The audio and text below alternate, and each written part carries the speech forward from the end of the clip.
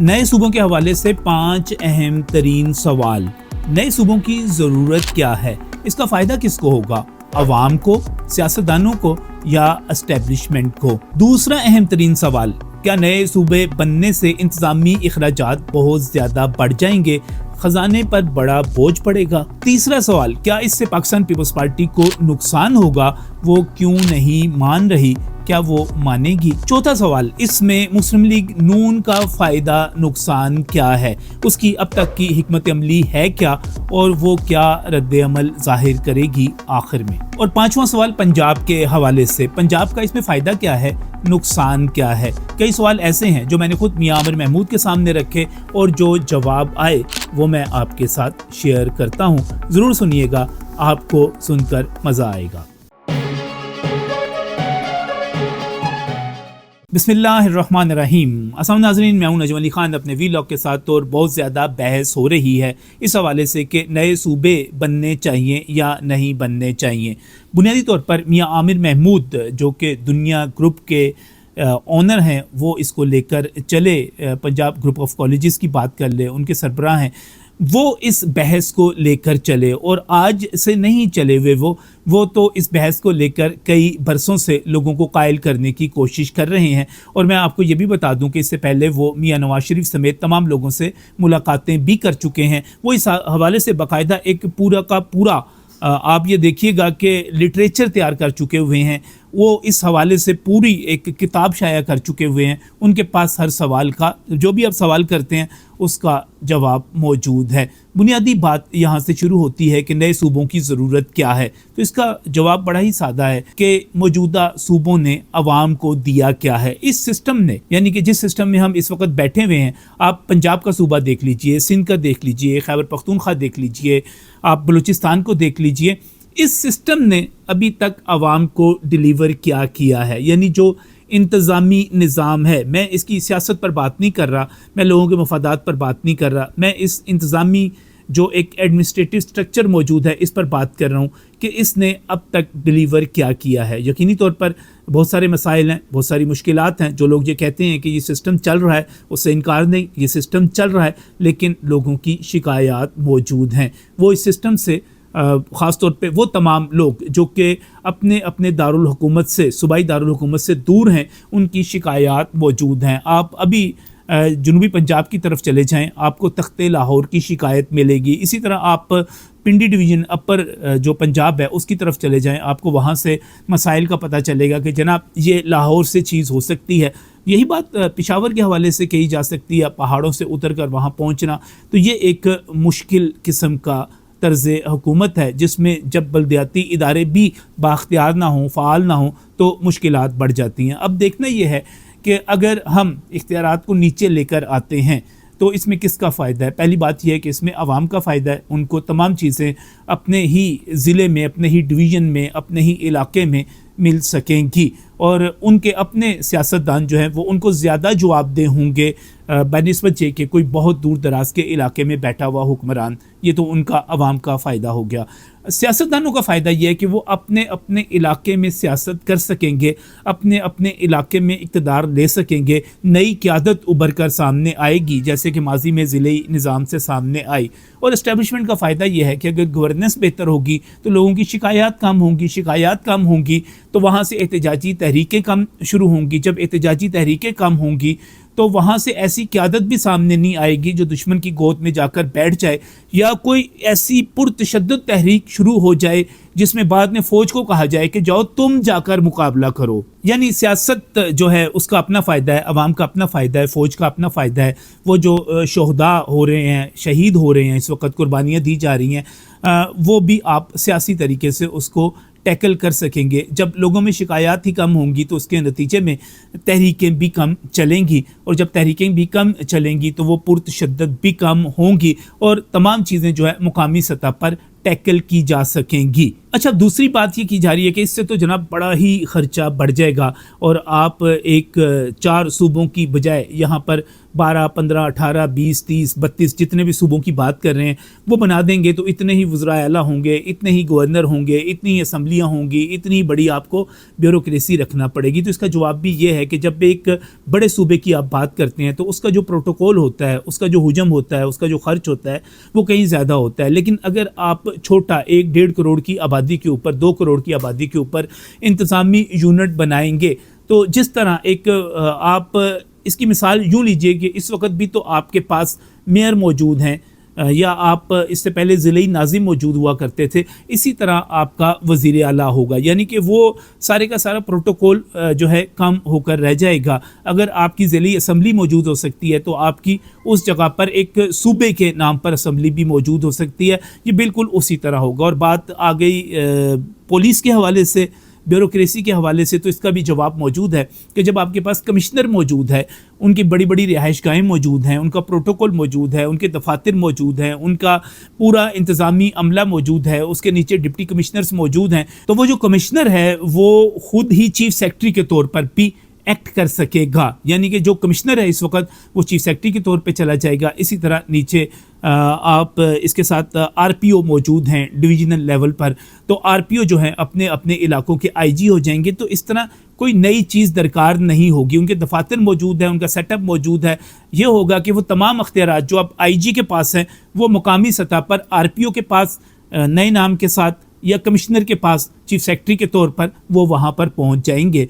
तो इसमें कोई बड़ी चीज़ आपको दरकार नहीं होगी। अब सवाल ये किया जा रहा है और मैंने भी ये सवाल किया कि क्या पाकिस्तान पीपल्स पार्टी मान जाएगी, तो मुझे ये मुश्किल नज़र आता है कि पाकिस्तान पीपल्स पार्टी इस पर माने, क्योंकि इसकी कई वजूहात हैं। एक वजह तो ये है कि पाकिस्तान पीपल्स पार्टी ख़ुद अगर कराची को और हैदराबाद को बाहर निकाल देती है और ख़ुद ज़ाहिर है वो अंदरूनी सिंध से पॉपुलैरिटी, मकबूलियत लेकर आते हैं और उनके पास से ये 2 बड़े शहर निकल जाते हैं, तो उसके बाद अगर वो वज़ीर आला सांगड़ हों, वज़ीर आला नवाब शाह हों, वज़ीर आला बेनज़ीर आबाद हों, इस तरह किसी भी जगह के वज़ीर आला हों, तो वो पाकिस्तान पीपल्स पार्टी की अहमियत जो है मैं समझता हूँ कि वो अगर इस वक्त हम उसको 100% समझें तो ये 30% से भी कम रह जाएगी। 1/3 पीछे जो है, 1/3 के उसका ताकत जो है, सियासी ताकत बहुत पीछे आ जाएगी। ताकत जो है वो शहरों से, कराची से, हैदराबाद से ड्राइव होती है, तो वहाँ पर जो कुव्वतें होंगी ज़ाहिर है वहाँ पर पाकिस्तान पीपल्स पार्टी तो अपनी हुकूमत नहीं बना सकेगी।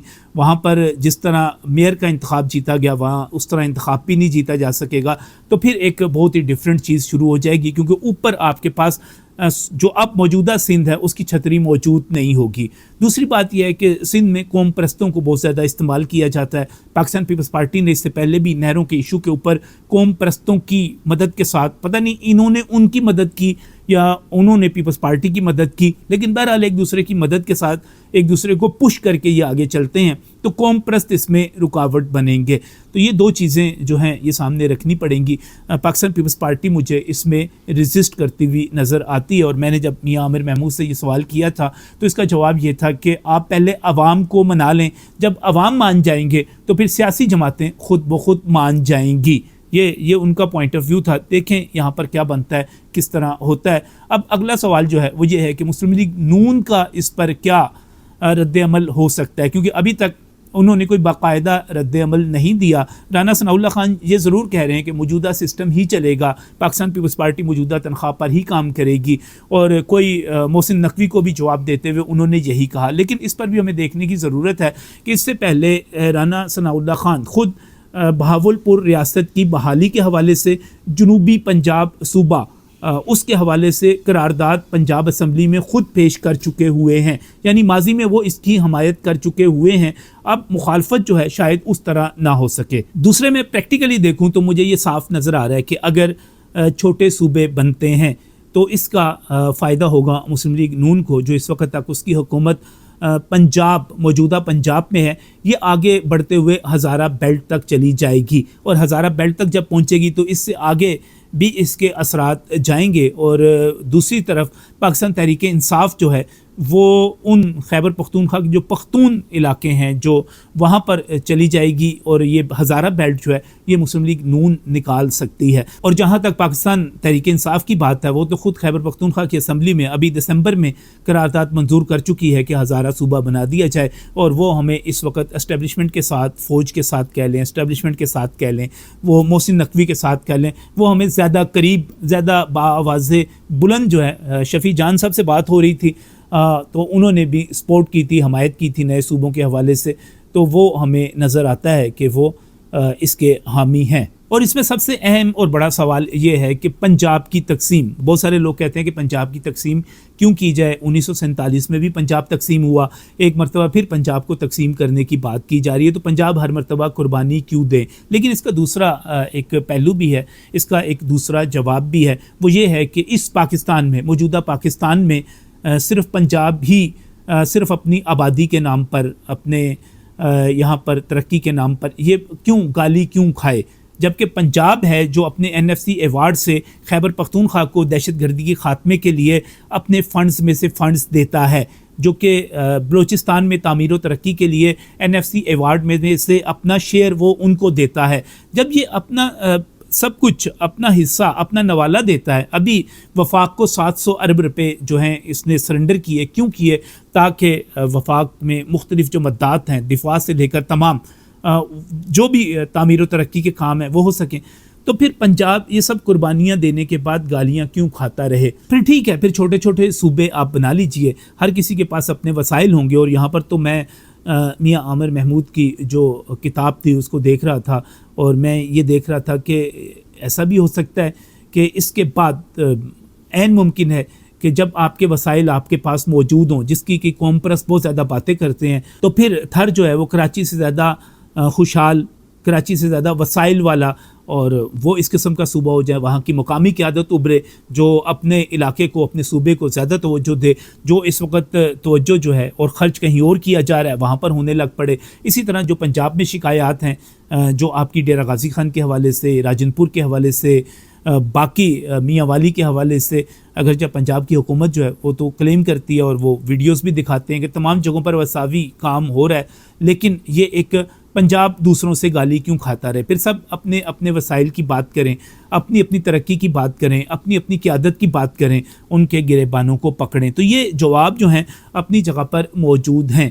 خرچہ, دعویٰ یہ کیا جا رہا ہے کہ یہ خرچ بڑھے گا نہیں بلکہ کم ہو جائے گا, اور اس کے بعد ایک اور بڑی چیز ہو جائے گی. جب ہم موجودہ صوبائی نظام, صوبوں کے نظام کو دیکھتے ہیں تو اس میں ہمیں نظر آتا ہے کہ کسی صوبے کی آبادی بہت زیادہ ہے, کسی صوبے کا جغرافیہ بہت بڑا ہے, کسی صوبے میں کوئی چیز جو ہے وہ کسی اور طرح سے موجود ہے, دوسرے صوبے میں کسی اور طرح سے موجود ہے. تو جب ہم سیاسی کی بجائے انتظامی بنیادوں پر آبادی کی مینجمنٹ کو سامنے رکھتے ہوئے صوبے بنائیں گے تو پھر یہ جو ایک عدم توازن ہے وہ بھی کم ہو کے رہ جائے گا. ہمیں صوبوں کے حوالے سے بہت زیادہ جذباتیت نہیں دکھانی چاہیے, بلکہ یہ آپ کی جو علاقائی پہچان ہے وہ موجود رہے گی. کیونکہ جب ہم ہر ڈویژن کی بات کرتے ہیں تو ہر ڈویژن اپنی جگہ پر ایک ثقافتی اکائی ہے, اس کی اپنی ایک ثقافت ہے, اس کے اپنے ایک اصول ہیں, اس کے اپنے رواج ہیں, اس کے اپنا طریقہ کار ہے, بلکہ اس کی اپنی ایک معیشت موجود ہے.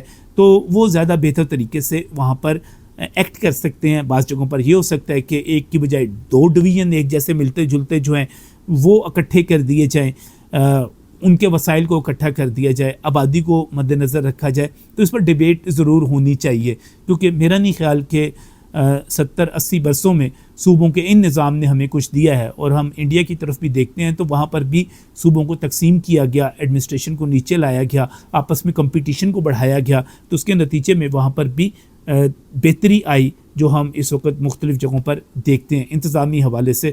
تو اگر ایفیشینٹ قیادت نہیں ہوگی, کوئی عثمان بزدار جیسا آ جائے گا, کوئی محمود خان جیسا آ جائے گا, تو پھر مسائل پیدا ہوں گے.